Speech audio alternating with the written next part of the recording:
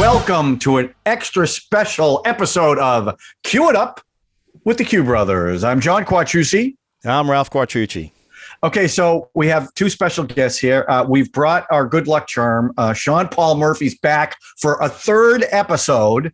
And this one, because this one is going to be Beatles-centric again. And it's a sequel. It's a sequel to the other one. Oh, sorry to interrupt you. I'm sorry. That's okay. And I want to apologize for that. A lot of commenters were angry at Ralph for all his constant interrupting. Ralph. So he's going to try very hard not to do that.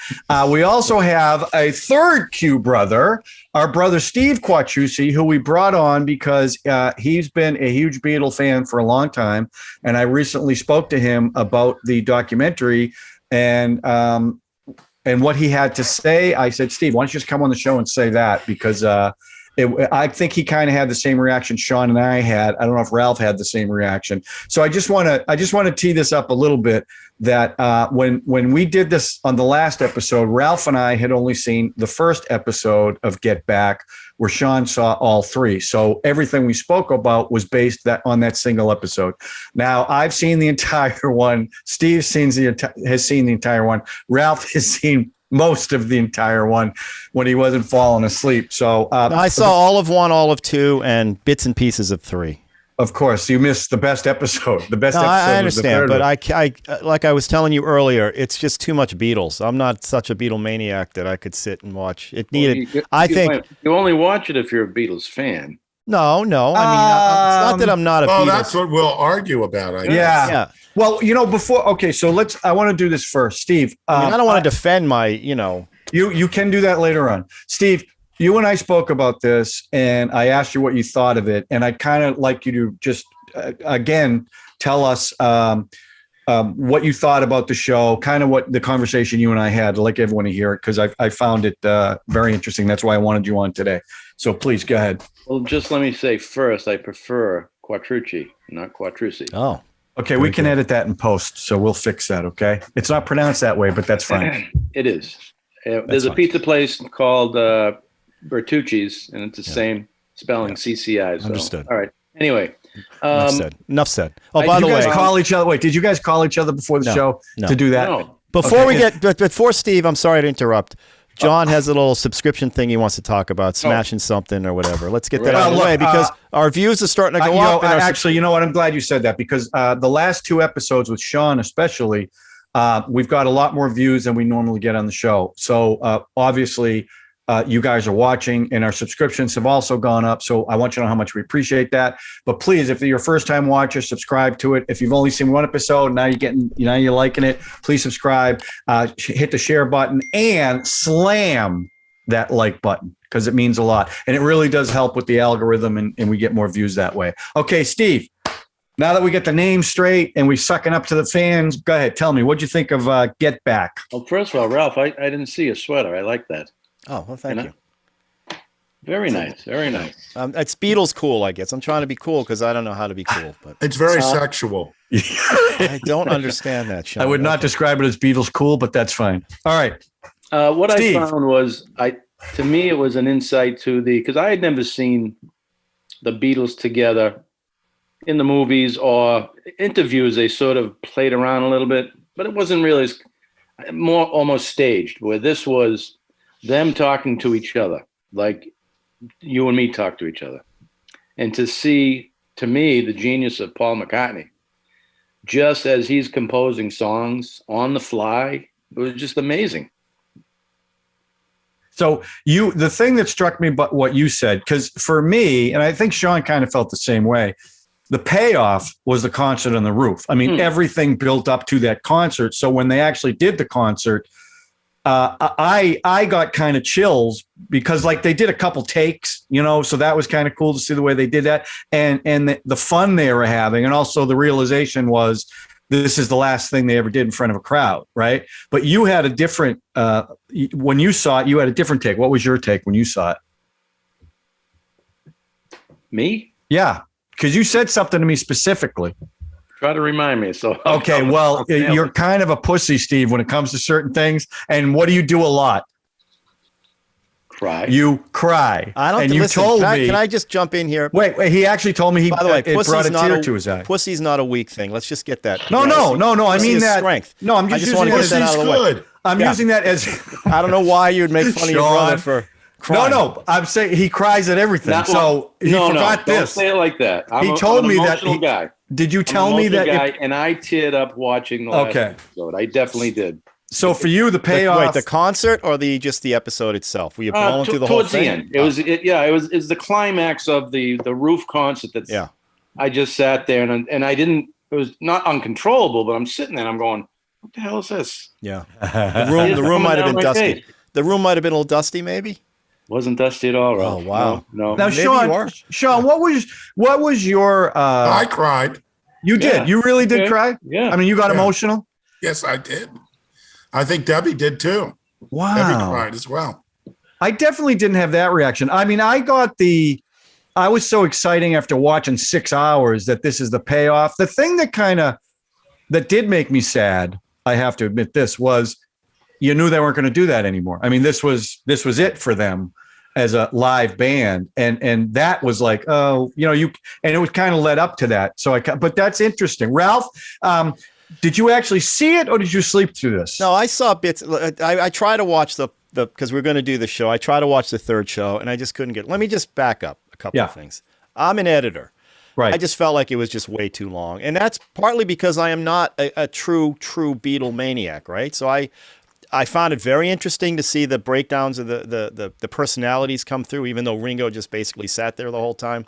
He was happy with that. I know. And they loved him. Out of all of them, I think Ringo probably is the most stable. And, Paul McCartney came off as definitely the alpha male. The alpha male and the business. He had a good business sense. Yeah. I loved all that stuff. But I have to say, like the movie yesterday, we're talking about tearing up. There's a scene in that where these two people who are the only other two people in the world that knew were Beatles come to this guy, if you've seen the film, and just said to him, the world without the Beatles would be a horrible place. And you tear up a little bit of that. And they do a rooftop concert in that one too, to kind of, homage to this one. And it's a pretty powerful scene. So I was kind of hoping that I'd get that feeling again, but I just couldn't sit through another 2 hours of them sitting around creating. Granted, I understand as a Beatles fan, it must have been amazing to see how these songs, the origins of these songs and how they came up with these things. It has to be an amazing thing. But again, I'm not a musician and I'm not a huge Beatle maniac. I am an editor. I just felt like it could have been truncated probably to 4 hours pretty easily and still be as powerful. Because I just watched a documentary about the guy who produced Saturday Night Fever. I can't think of his name. RSO, that guy. Stigwood. Yeah. And that was about an hour and a half documentary, and it was amazing. I mean, it's just like it does everything it needs to do. You have the same emotion that you had when you see the movie for the first time, and it gets it out of the way. Now, again, I'm saying that not as a Beatle maniac. So I think that's why Steve probably had the reaction. Sean definitely. Well, look, they did an hour and a half version. It was the film Let It Be. Yeah, but that was painted a completely different picture than this. Well, there you go. Painted. That's what editing can do. Right. And I had never seen that one. Right. Now, again, we talked about this in the first show we did. Technically, it's an amazing achievement what they did, both from an editorial standpoint and just technically the way they made it. And you got to remember also that that's all pan and scan too. Right. It's widescreen. That's all blown up. Well, yeah, was it 16? What did they film in 16? Is that what they filmed 16, yeah. So it was made, it was square. Yeah. And they put it widescreen. And it's amazing. A couple times you can see that it's pushed in. But may I defend Ralph on one point? Please do. Yes, of course. I will say that the only time I ever got bored was a little bit in part 3. It was when, the first two parts, Paul wants to do a concert. And it's like, you can tell he's like dragging the other guys into it. And then at part 3, before the concert, there's this long conversation. They're sitting at the piano. And Paul is just suddenly, it's like, he's suddenly saying, well, why are we doing this? And it's sort of like they all agreed to do it. It's like, why are you asking, why are you doing this now? And to me, that conversation was like, it's like, come on, we don't need this. We know where we're going. Let's just get up there now. That was my point on that conversation. And it was a long, conversation and all. But I really think part one was essentially captured the mood of Let It Be, the film. That was the more unhappy part, and part two, once they get over part two, to me, in a sense, part two is the most amazing part because it really gets into the group dynamic more so, particularly that hidden that hidden mic conversation. Oh yeah, in the restaurant between Paul and John, John, and after George quit. About Paul being the alpha male. Paul's like, you're the leader of the group, and he's like, no, I'm not. It's like, yes, you are. And literally, if anything you read about the Beatles, any of the insider things, John is definitely 100% the leader of the group. He's just like abdicating his authority because he didn't, want to do it, but resented Paul. Everyone resented Paul doing it. No one seemed to resent John whenever John exerted himself because they all respected him. He was the leader of the group. But that is an amazing conversation, and it speaks not only to dynamic with George that they had experienced, but their dynamic with each other. Because John is saying, I have the same problem. You're suggesting stuff and all, and I don't know if I can say no to you. And it's like, that's why I go to George sometimes and say, hey, George, do you have an idea? Just to like have another idea so that I don't necessarily have to go with, against you. It's sort of like he's letting George step into the buzzsaw a bit. Yeah. But that conversation, of course, I as I said in the last one, I'd never heard that conversation before. A number of people have. I've heard a lot of the stuff from the Niagaras, beginnings of conversations that are in here and stuff that comes later that they didn't use. But this, I really think, I was talking last time about defeating Beatle myths is, the fact that they are talking about how George is being treated in the studio and how much respect they're giving him, or not giving him, is that they view as the reason. It's not because of Yoko. Right. It's because of how they're treating him as an artist and as a member of the group. That's what they see as the problem. So that's another Beatle myth exploded by having the time to actually sit in there. But I do agree with Ralph. I did find once you get to the point where the concert's about to happen, it's like, let's just get to it. But I do think part three has some of the most charming stuff. I think, it opens with, which was, different shots. Jackson definitely, he was bragging that you were not going to see any shots from Let It Be in this film. Of course you do. But even it starts with Ringo playing Octopus's Garden, which is going to be on Abbey Road, and George coming over and helping out, and then John comes in. And to me, that was in Let It Be, but they used the alternate angles. And but to me, that is like one of the most charming pieces. Ringo's there. I mean, Ringo is definitely the most likable, in my opinion, the most likable member of the band. He's come up with this new song. And then George comes over. George is definitely interested. He's writing it. And, George would supply a great lead guitar on that song, when it eventually they get to recording. And then he's essentially writing the song with, Ringo. Essentially, he's taking over the song. But it's really charming.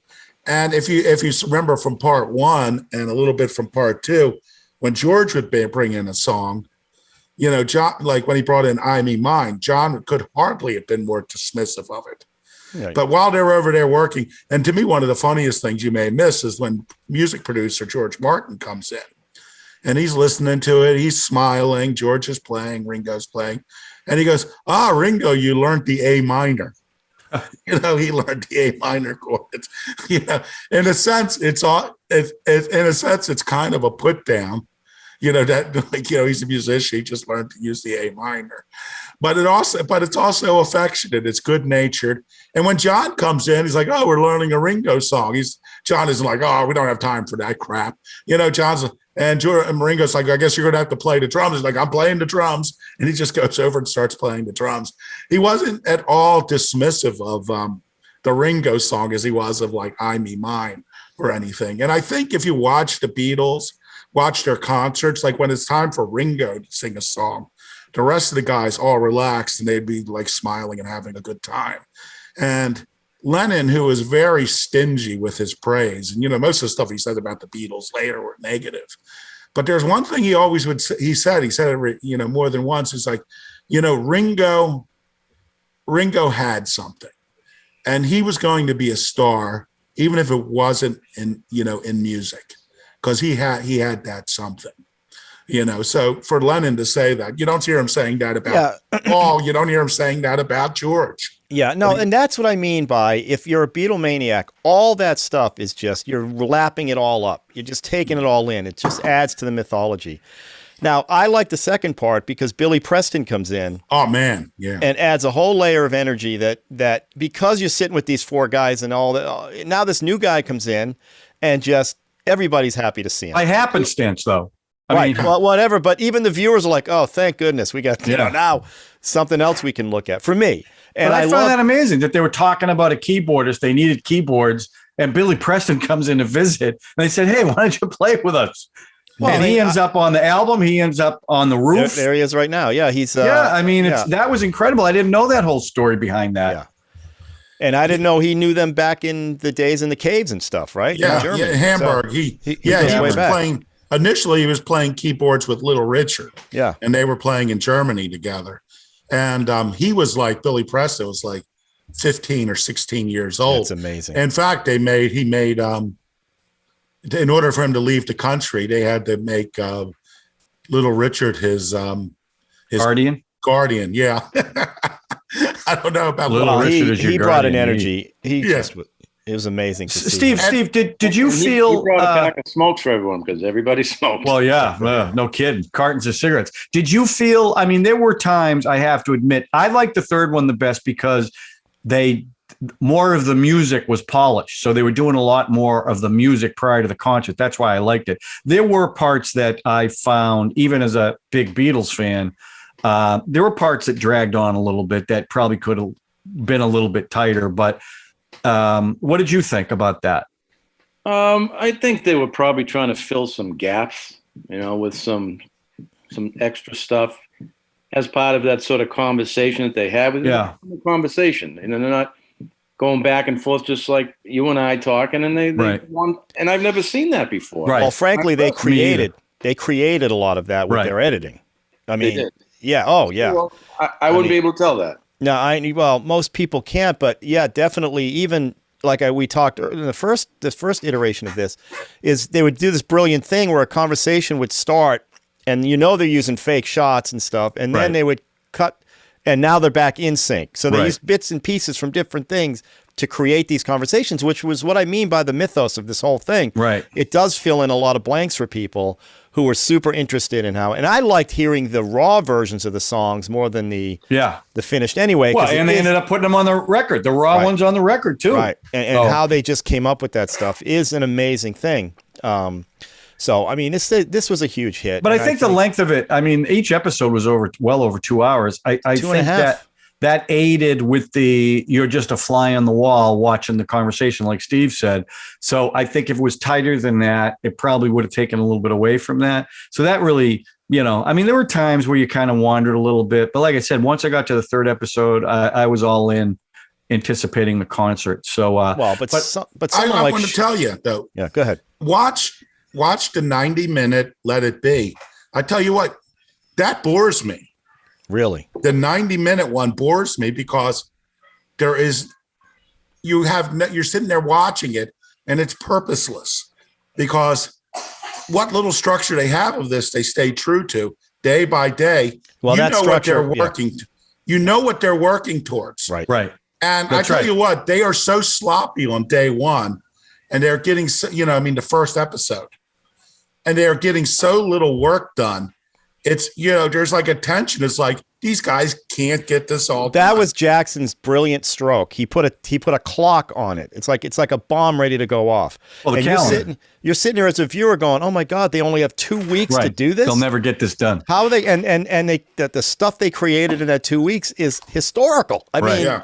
so that is the brilliant stroke by the director. But it didn't start that way. It did take them a while of just fooling around and all until Well, that's what I'm saying. until the magic kicked in. But they still had the clock, like we're seeing behind my Yeah. head. They still had that ticking clock going the whole The calendar. The calendar. Yeah. Like, okay, we got to get this thing ready, and I'm sure the pressure was huge. But again, I just wish it was shorter. Just from me. Now, eventually, I'll sit through and watch all of the third part. Because I do want to see because also at the concert is the way they shot it with multi cameras and all 10 that cameras. stuff. Yeah. I know I'm going to want to sit. I don't disagree with you. I think if you're a casual fan of the Beatles, you might find some of it too long. I think if you're a big fan of the Beatles, Can't get there were enough of parts. it. Yeah. There were parts, but I mean, I can't stop talking about this. And everybody I talk to, I ask them if they've seen it, and I say you got to watch it. I mean, it's just incredible. But I will say, Sean, I had no desire to see Let It Be, the movie. Yeah. And now that I've watched this, I do want to see it to I do see too. what picture Absolutely. that paints compared to what I saw during this. Because from what I understand, it paints a completely different picture. Like Yoko's the bad person, and it kind of paints it that she's the reason why they broke up. Where this totally disproves that. I mean, they weren't rolling their eyes at her. They weren't like dismissing her. She Well, they're got a not little. doing that in either, but it's just they're breaking up, and it's sort of like, well, what's different than what used to be? Yeah. But really, it's just, before we did Yippee-Ki-Yay and we did Hard Day's Night. Yeah. And I was thinking instead, particularly if we could have gotten, like a really big musician on the show, and I was sitting there thinking maybe it'd be more fun to watch Let It Be. And also at one time, Ralph said he wanted to do a film that wasn't currently in release. And I have a bootleg of it. So I was thinking that, and I watched it with Debbie and she didn't like it. And I watched it, the second time later that night with Trish, who was also a guest.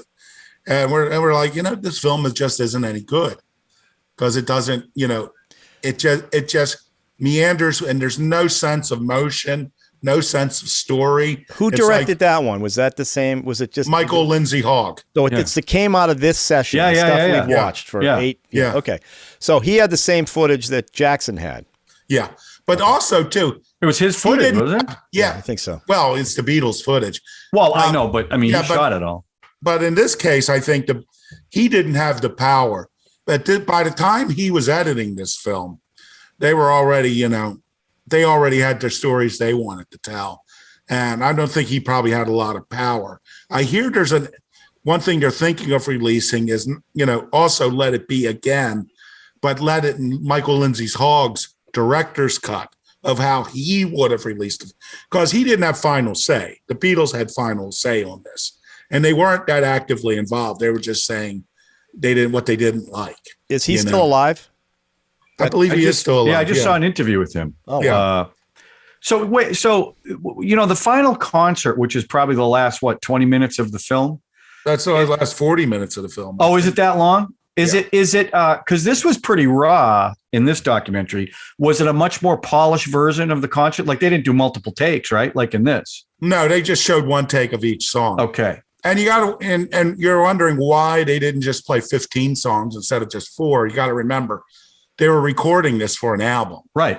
so they had to do multiple takes, Right. in order to make sure they got what They also needed. didn't have a lot of songs that they were ready to do, other than the ones that they did. Well, they they said were that throughout the show. Yeah, they were ready to do. And here's a myth of mine that I felt this exploded. Because they were saying, John's the hostile. George is bringing all these great songs that were going to be on All Things Must Pass, and and they not none of them were cutting the mustard here with the guys. And I had listened to something in Anagras that was not on here, where they finished one of George's songs from a mid-tempo song from All Things Must Pass, and when they're done, John just goes, "Does anybody have a rocker?" Because he believed that they should just rock when they were on the roof. And so I always assumed that, well, maybe he wasn't hostile to George's songs, just that they weren't what they needed to play live.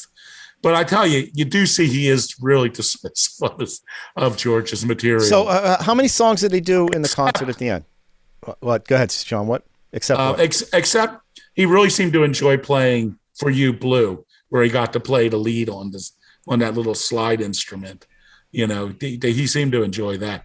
What did they play? They played it was 7. Pony. I thought it was 7 songs. Yeah. Because they did multiple takes of 2 of them, right?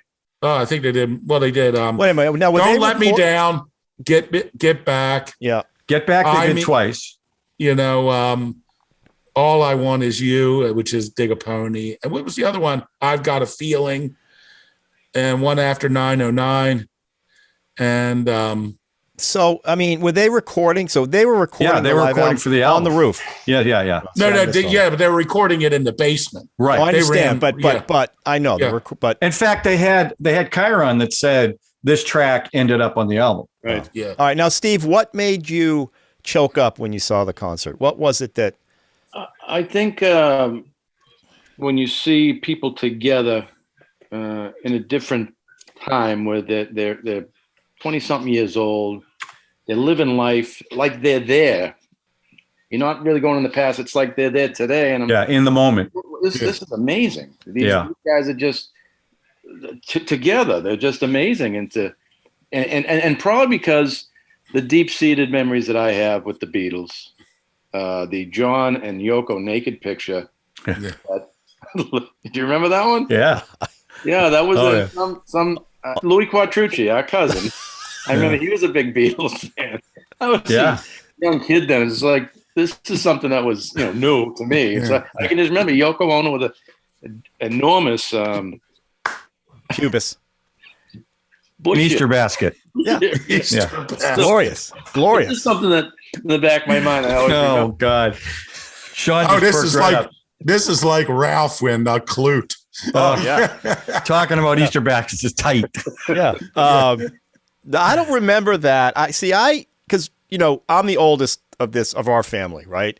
Barely. So it was but actually not by much. Steve, you were actually the one that was introducing me to albums and records. I think Queen was one of our first big.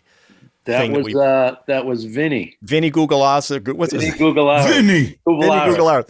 But we both were, Galucci.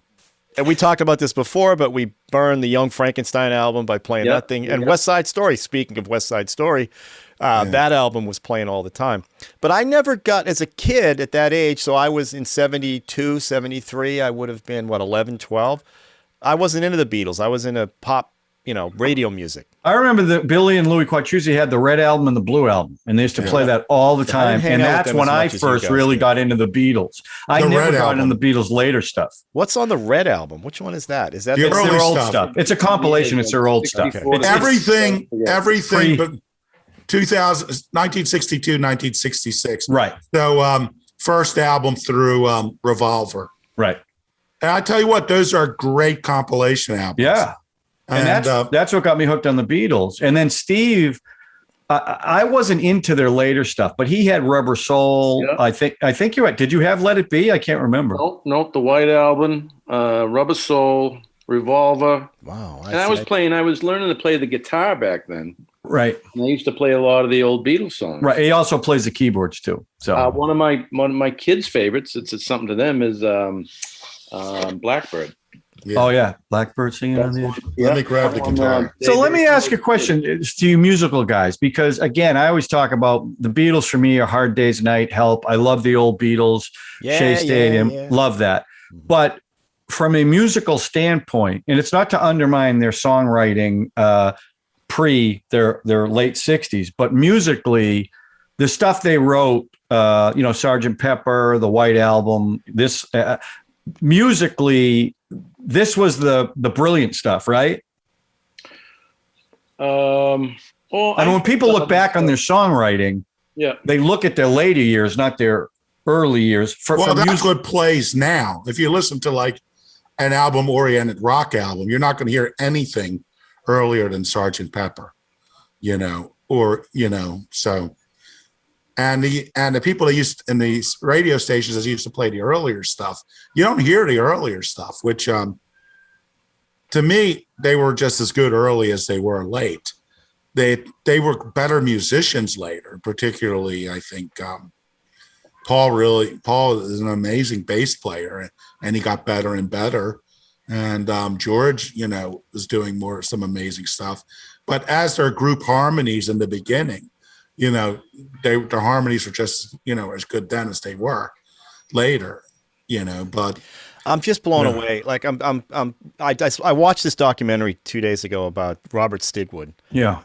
And he managed the Beatles for a while, or he helped Brian Epstein manage the Beatles. Yeah. Stigwood did? Yes, Yeah. yes. He's got and his connection to the Bee Gees and the Beatles and the Who and all this stuff.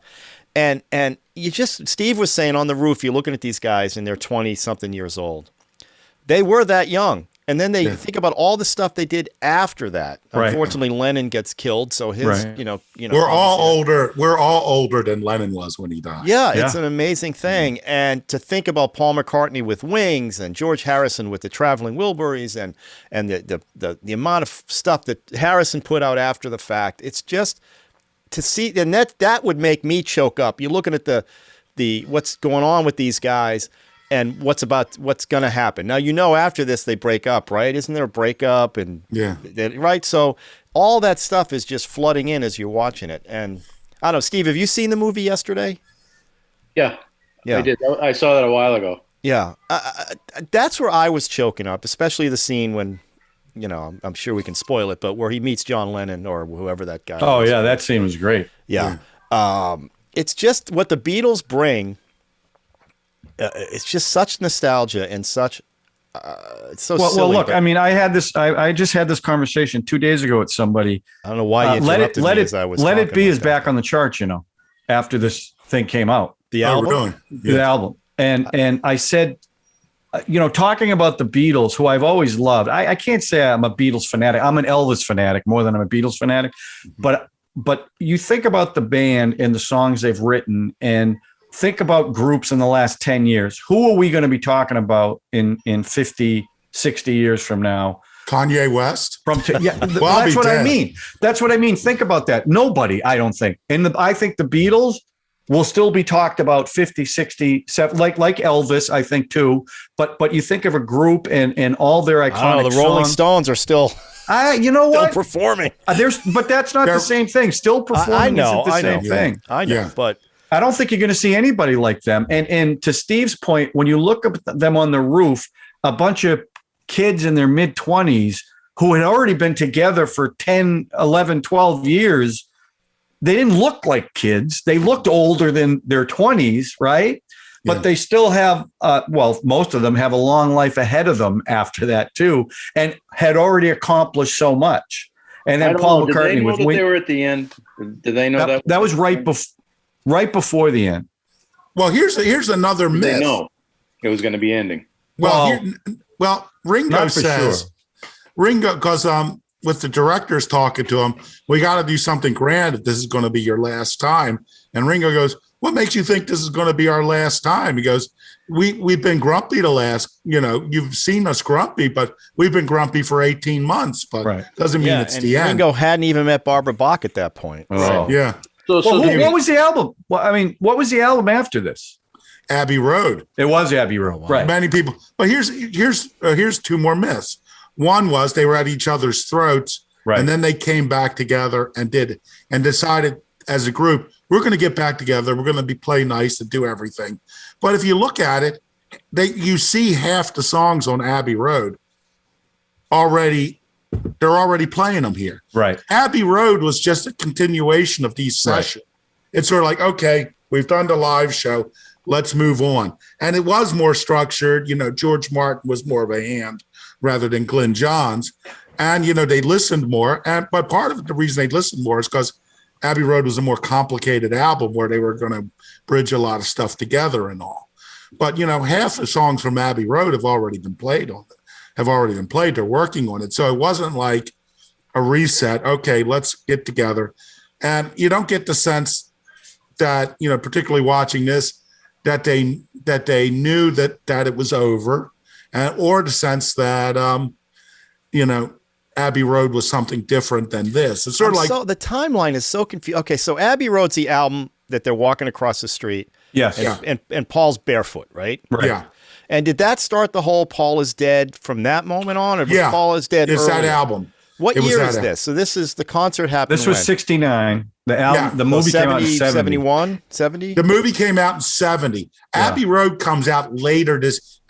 Even though Abbey Road is recorded later, it comes out earlier. So the Beatles at this point are still hugely popular culturally, right? Because the whole Paul is dead thing. I think Abbey Road's their biggest seller, so they haven't even had their biggest seller See, yet. that blows my mind. See, that's crazy. Yeah. Yeah. Wow. Well, they also added to it with the backward stuff on the album. No, I understand. They played right into it, but I had that album. You did, right? And you played Paul is dead. Paul is dead. And everyone, applesauce. That says applesauce, not Paul is dead. Yeah. We did that in music class. Paul is dead. So I used to sit there between two big speakers at the end of Strawberry Fields. But I think, Sean, you make a good point, because I think most people's perception of the Beatles, they split up because it got so contentious. They fought all the time. They hated each other. But you can see in this, there were riffs, right? Because musically, they kind of wanted to do their own things. But the brilliance of the Beatles were how well they worked together on their stuff. I mean, they were helping out Ringo when he had a song. They gave Paul George crap, but then they helped him with a song.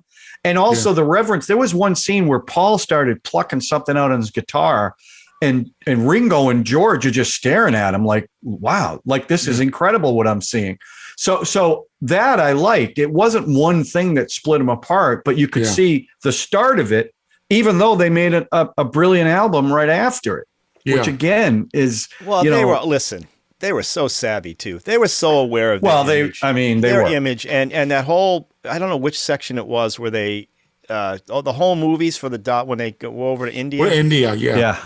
And Paul shooting home movies. And of course, Ringo's a photographer, so he's shooting all the time. They were so aware of their culturally where they were and their image. That is the other side of this, because they realized those cameras were in their faces all the time. And the only one they didn't know about was the microphone in the flower pot, right? That's the one they snuck in there. But they always had a camera in their face. Right. Yeah. And sometimes they were doing the shooting. Ringo's getting behind that camera doing some of the shooting. So, but they also questioned, like when the camera would zoom in on them when they're talking, you're going to film this now? Yeah. No, you're going to film this now? Well, yeah. Yeah. But I just think how aware they were of their image is also... but after so many days, you've done enough reality shows. Right. Eventually the real people come out. Oh, you forget the camera's on. Right. You can't play for the camera the whole time. No, I know. Yeah. But I think they did that. Look, when George left, they were pretty dismissive of it. Like, it's no big deal. It's no big deal. We'll just get somebody else, right? And then they realized this is for real. And he's in Liverpool now. That's when they have the conversation in the restaurant. Yeah. And they realize, you know what, this is a much bigger deal than we made it out to be. So I kind of like that, because they didn't know that they were being recorded. Yeah. So that's really how they felt, where maybe when they were dismissing it, maybe that's not exactly how they felt, or they felt at the time. The Beatles were not very sentimental as people. No. You said that last time. You do see them hugging each other. Yes. And they were very, like when Paul and George, when it was just Paul and Ringo there, and John hadn't even shown up. But, you could definitely see fear in Paul's eyes, like this is really over. So in the end, it was really Paul that broke the Beatles up in the end. It was, there was a big I thought meeting. It was John when he got the agent. Now, but there were three Beatles. Paul could have gone that way with them. But in reality, there's a meeting that happens. And some of this, a recording exists because Ringo wasn't there. And they recorded it for him because it was a band meeting. And it's been quoted in a few books, some of it, but not the entirety. And apparently, the person who owns the tape will not let it be released. But it really came down to John saying, when they had the meeting, John's like, hey, let's do a single for Christmas. Because if, in England, it was really important. It was a big status thing if you had the number one single during the Christmas season. Well, Love Actually is all about that. So. Yeah. So, and John's like, hey, let's do a single. And they're like, eh. And he's like, okay, I want to keep going with the Beatles, but let's do it this way. None of this, big medley stuff. I'll do 4 songs. Paul, you do 4 songs. George could do 4 songs. And if Ringo wants to do a song or two, he could do it. And then it was Paul that said, no, I'm not going to do it like that. I don't, he didn't want to have that regimented thing. But, all the Beatles, John said he was going to quit before, but he had said he's going to quit many times. So John would quit and then he'd want to get back. And they came close, apparently really close to a reunion in 73 before John went back with Yoko after the long weekend. And if you were to believe the guy, what's his name, Douglas, who produced Double Fantasy and John Lennon's last album in Milk and Honey, he said he heard John on the phone with Paul talking about doing a reunion, like they were talking about doing a reunion in 80, 81. Wow. Possibility, saying that George would be the one that would be difficult to get back in, but they felt that everyone else would do it. Wow. I never heard that. When did I never heard that either. What year did John Lennon get shot? Was that 80, end of 80. I remember watching that football game. Holy cow. Oh, yeah.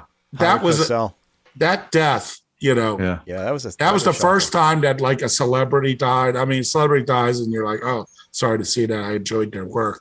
But when John died, it was died. John got killed. I mean, he got killed. He got killed. Yeah, if he died, it would have been different. Yeah. But it really affected me like a family member died. It was like real, genuine shock and grief. You know what? I felt that way when Elvis died. My mother came out. I remember where I was. I was under the basketball net at our house, under the driveway, and my mother yelled out, "Elvis is dead." And I remember thinking, Elvis can't die. Elvis? Yeah. And I watched all the shows that night. I did the same thing with John Lennon. But, the other thing about being sentimental, I mean, you said they're not very sentimental. They got sentimental in their older age, once John was gone. Yeah, once. But they were kids. Kids that age aren't sentimental. So, I didn't expect them to be sentimental with each other, even though they'd grown up together. But I wanted to ask you guys, because I didn't want to just talk about this film. I wanted to really talk more about the Beatles. I haven't seen all the Beatles films, so I don't even know how many there are. I know there's Magical Mystery Tour. Have you seen that one? I've never seen that. I've never seen Let It Be, Yellow Submarine, Help, Hard Day's Night. And did they do any other movies? Those were essentially it. That was it. Have you seen them all, Sean? Yes. And which would you rank the best?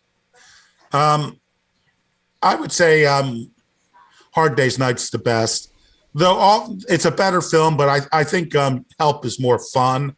Oh yeah, I was never more really money. Yeah, I was never really as warm to Yellow Submarine until the last time I saw it in the movie theater. Then I really liked it because before I'd just seen it on television, and also when they re-released it for the theaters, they did a 5.1 mix of the music. Wow, which was absolutely amazing. It was like hearing those songs for the first time. And I loved it. As I said, other than the concert, I think Let It Be, was not a good movie. I mean, to me, I looked at it as like an archaeologist looking at it. But I'll tell you what, I remember when they released on Blu-ray, released Magical Mystery Tour. I have a lot of Beatle fanatic friends, and they released it on DVD. And people come over to my house because I was an early converter to watch DVD. And one of the first DVDs I had was Magical Mystery Tour. And I said, and they go, wow, you got Magical Mystery Tour. I never saw it. And I go, yeah, here it is. I'll put it in for you. And then I'd hand them the remote. And I said, well, here, you hold the remote. And they're like, why? I go, so that you can fast forward it when you can skip the chapters when you want. Because it's really unwatchable. Really? I mean, some of the stuff with the music, I mean, it's just them and their weird sense of humor. Yeah. And it's so disjointed. Yeah. But there's some great musical moments in it.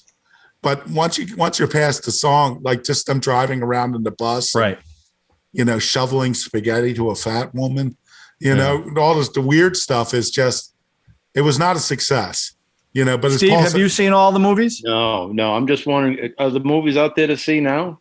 Everything's available somewhere now. Yeah. Although Yellow Submarine's tough to watch. Let It Be. Yellow Submarine is not their voices. I mean, they're singing voices, not their speaking voices, which I always found. Because there was a Beatles cartoon right before that ran, I don't know how many episodes it was. And a lot. It ran for years. Paul Frees, who was one of the doctors in Thing from Another World, was, I think, two of the Beatles.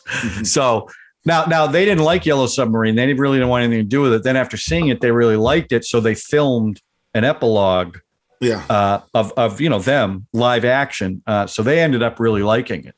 But what they wanted to do is once they saw the rough cut of the film, they said, "Hey, can we put our voices in it? Can we do the dialogue?" And I didn't hear that. Yeah, to which the director like, "Oh no, it's too late."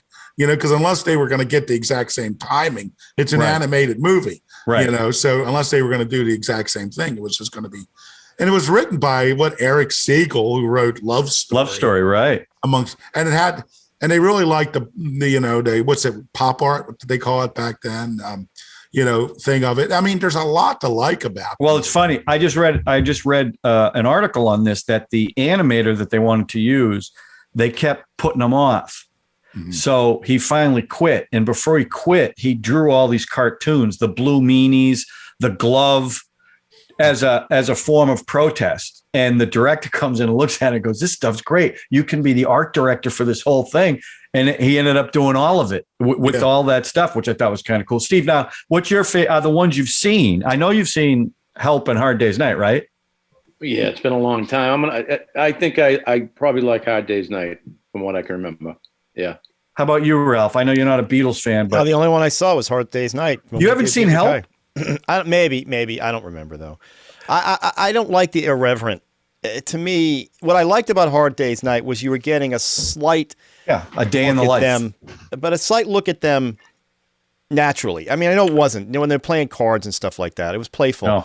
I've got that. I'm jumping off this, but the Monkees did the kind of a Help or did one of those weird. I forget the name. I have it on laser. Head. Oof. And that's got Tony Jack Basil Nicholson. in there. There's all kinds of cool. And Jack by the Nicholson way, rest in directed peace. Do you know why they named Michael it Nesmith Head? just passed away. Rest in peace. But No. Rest in peace. Well, they said they wanted to call it Head so that when they do the next movie that the production team was going to do, they were going to say, "From the guys who gave you head." No, they literally, that was one of the things. They had Mickey Dolenz had such a good story in a doc I saw about meeting the Beatles and John Lennon and his what happened. Beatles liked them. Oh my God, it was really quite touching. Actually, I didn't tear up, Steve, but it was close. Why are you making fun? Well, you know what? I'm not making fun. I'm supporting. Like you were. I'm supporting the waterworks. I'm supporting. Okay, it. all right. Can I tell you one Mike Nesmith story that I heard in an interview he did on Sure. Gilbert Godfrey's? It's John's show. John, is that okay? That's fine. I'm not going to interrupt you, Sean. Okay. No, it's a great Mike Nesmith. You always hear that in 1967 they sold 30 million albums, more albums than the Beatles and the Rolling Stones combined. And in this interview, they mentioned that to Nesmith. He goes, "Oh, well, that's not true." And they go, "It's not true." And he goes, "No, it's absolutely not true." He goes, "I made that up." And they go, "Really?" He goes, "Yeah, let me tell you why." He goes, "We were in Australia and it was a press junket and there was a reporter. You hand them out a press release and then they just come for a quote or two for the press release. And I was just sick of the way the news was. And I told the guy, I said, I'm gonna answer all your questions, but I'm not going to be entirely truthful. I'm going to lie half the time." And he goes, "Well, how can I know when you're lying?" He goes, "You can't know." And so he lied about that. He lied about the 30 million albums and that they sold more records than the Beatles and Rolling Stones. And he goes, "You know what? That has never died." He goes, "I was reading not too long ago in the New York Times. And they said that." And he goes, "And it's just not true." And all the reporter had to do was research that, right? Then it's not a story. Well, you can't look it up online back in the 60s, Ralph. I know, but as he said, the reporter brought it up. He goes, "Well, because at that time a gold record was 500,000 copies," and to which Mike, and he said, "So you sold 500,000 copies of that album?" He goes, "No, that just means it's a gold record." He goes, "That doesn't say how many copies we really sold. We just sold 500,000. Do you get that award?" He goes, "We sold so many more after that." And at that time they didn't have platinum albums at all and multi-platinum. It was like you got a gold album, and that's when he said we sold 30 million albums that year and we sold more than the Beatles and the Rolling Stones. But he was lying, and it's a lie that has just persisted, and he seemed like a very funny guy in the I hear he was kind of an edgy guy at times. Well, the documentaries portray him as pretty smart and knowing that this was all a big joke, but he fought to get their music in and wanted, we all know the monkey stuff. Well, but the albums that were produced by Don Kirshner were the ones that were the gigantic albums, not the ones that Nesmith took hold But of. all the cross-pollination, like even when I was talking about the doc earlier and the monkeys meeting the Beatles and how that affects everybody, it's just culturally, that's why it's never going to go away. I mean, Did you ever see the Dewey Cox story with John Riley? Yeah. I think the Beatles are. I'm Paul from the Beatles. I'm so impish. Yeah, that's a great scene where they all announce it. I have to tell you, the one I remember watching the most was Help, because that was the one that was on TV. Hard Day's Night was not on TV when I was growing up. It was always Help because it was in color. So then when I discovered A Hard Day's Night, I love that movie. We've actually, in fact, I'll put it in the link below. We did a YKY on that movie because it was a day in the life of the Beatles. It was the first time you got to see them in their natural, habitat. But it wasn't, because when you watch this documentary, that is about as natural as you get. Where Hard Day's Night, it was them. Well, again, it's all image. It's all image. It's yeah, an image they're selling, and there was no creating. Images in that documentary. This is who they are. Didn't they create? Didn't the writer go out and create those, like Ringo's quirks and John Lennon's quirks? Well, no, he was with them. He spent time with them and then wrote for what he saw. Okay. Yeah, and he was also a guy from Liverpool too. He's a playwright from Liverpool, so they trusted him. But did you catch the little reference to Hard Day's Night in the thing? When they at one point they asked about that Hare Krishna guy in the corner that was praying in episode 1, and they're like, "Well, who is that? Who is that guy?" Oh, he's clean. Yeah, he's clean. Yeah. He's very clean. Yeah. So that was a little Hard Day's Night reference there. I mean, you guys, I would recommend this documentary. I mean, I think what Peter Jackson did was amazing. Well, technically, absolutely. Technically, yes, getting that insight, fly on the wall. Was fantastic. For me, just a little too long. I would have liked to have seen it a little, I'm going to watch the third one because I want to finish it. I hope you do, because the payoff is. I know. Obviously. Hey, here's something that's in the other film that's not in this one. And Let It Be. And Let It Be is the final take that they use of Let It Be. Paul singing to the camera. The next day after they do the rooftop, they record the other songs on camera. And you see it over the end credits. You see him singing Let It Be. You see him singing Long and Winding Road. But they do those as full songs with the band, things. And they're not putting credits. They're not cutting away. It's just the band playing. And if you look at it, that's like less than 90-minute film. The rooftop they had was 20-something minutes. And then you add like 9 more minutes of those performances. You see how little you have of the actual. You don't get that fly in the wall because you're spending so much time on the music. So Sean, where is that? Where can we catch Let It Be? I'd really like to see that. You can't. You can get there's. Oh, it's not out anywhere. Not even like usually nowhere. you find everything on YouTube. The Beatles are usually pretty good about. No kidding. About stripping things down off of YouTube. So there's no way for us to watch it. Why did it take so long for this to get out? Well, why did it take what so? With all this footage that was sitting somewhere. It took 4 years to edit it. Yeah, but before that. Yeah, even that. Because they didn't want it out. Well, they felt that the reason Paul didn't want it out? Paul did not want the film out. He said at one point, I don't know whether it's a direct quote from him or somebody quoting him saying, this film will, because when they put out the Let It Be Naked, where they strip off the Phil Spector strings and everything. Originally, they were going to re-release the movie at the same time, and they just because it's a big corporation. Plans are made, people hear things, and then they just pulled the plug on it. And apparently, Paul said, this film will never get released while I'm still alive. Wow. And he goes, there are things I should have apologized for, and I don't think this should be out. And then later, even Ringo made a quote. It's like somebody asked him about whether they're going to release it. And he says, I don't know. I don't think it would be good for our global brand. And I'm sitting there, Ringo saying words like good for our global brand. I read something where they didn't want it out because it was like the filming of a marriage breaking up, and they didn't think people would want to see it. So they hadn't even watched the footage. So Paul ended up watching the footage, and it brought back a much different memory than he had of it, a much more positive memory. And he told Peter Jackson to look at it. And Peter Jackson initially didn't want to look at it because, this is supposedly what broke up the Beatles. Then he said he watched it and realized it's not that story at all. And it really tells a great story. So then they said, okay, do what you want with it.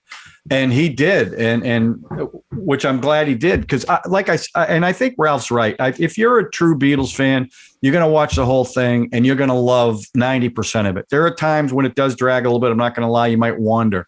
If you're a casual fan, some of the episodes are tough to get to because they're so long. But I would just say this, and I said this to Ralph, even if you struggle through the first two, at least watch the last hour of the third episode, because that's when it all comes together. And to me, that concert is just casual, hardcore, no Beatles fan at all. I think you'd really enjoy that. The joy in which they are performing in that venue is palpable through the screen. You can see the way they're looking at each other. Absolutely. I mean, and it's freezing up there. Their hands are cold. They're numb, and they're having Steve's getting a little. I saw that, Steve.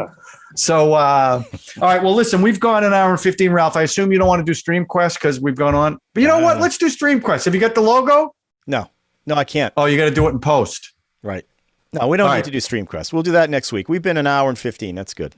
Okay, I'm sorry if I was talking too much. No. Hope I didn't take up Steve's time. Sean, listen. I have a lot more to say, but maybe on the next one. It was super easy, barely inconvenient. Seriously.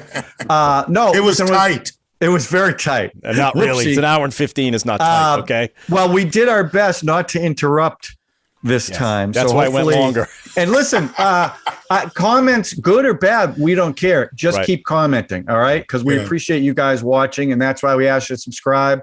If you know anyone who likes the Beatles, please, anyone who likes movies, share this. Right. And for the love of God, Ralph, what do they need to do? Smash that like button. Smash it. Smash that like button. Don't worry, it's not going to be all Beatles podcast all the time. We're going to move on to something else eventually. Well, I have to say, Sean, I thank you very much because you've been on for the last 3 episodes. And obviously the last 2, we're getting a lot of hits on it. And maybe because I consider you an expert on the Beatles. So that's been really helpful. So thank you for that. And Steve, I know we were going to have you on and you didn't feel comfortable coming on or whatever. It's not your wheelhouse.